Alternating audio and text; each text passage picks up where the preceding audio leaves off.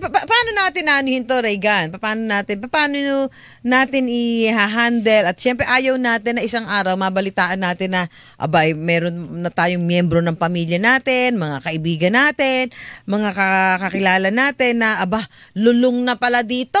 At talagang hindi na makabitaw at marami nang nagiging hindi magandang epekto sa buhay niya. Paano natin ito i-handle? Paano natin maiiwasan itong ganitong mga klase ng sitwasyon na Regan?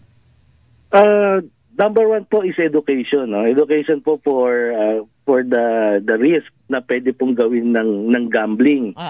Second po, actually nakausap ko na rin po ang PAGCOR dito kasi mostly pwede lang nilang iban yung nakarehistro and establish gaming places Doon lang pwede magpaban ng isang miyembro na may na-addict sa gambling.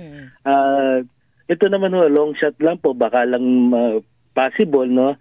Ang suggestion po namin bilang mga support group, magkaroon po ng isang division ang NTC, ang ating National Telecommunication Commission, na tumanggap ng mga ganitong reklamo para mapaban po yung IP number nung cellphone nung taong gustong ipaban or magkaroon siya ng access to ban the site of the person kasi nagawa po nila sa sa mga pornography Nagawa ng NTC.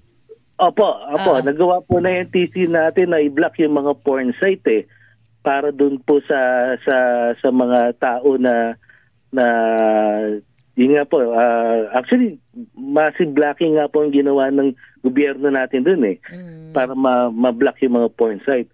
Ako naman po, ang sinasuggest ko lang po is yung sana magkaroon ng parang division na pag may tumawag po na family member doon sa kanila na pwedeng ipaban yung phone nung na-addict or yung buong pamilya nila iban sa mga any gambling site. Kaya naman po yun so malaki magiging role dito ng NTC kung sakali. Sana po. Sana po kasi siya po may hawak ng mga ganyan na passageway para dun po sa mga IP user ng telepono Kasi talaga pag tumingin ka sa cellphone mo, hinawakan mo, lahat ng klase ng sugal andyan na.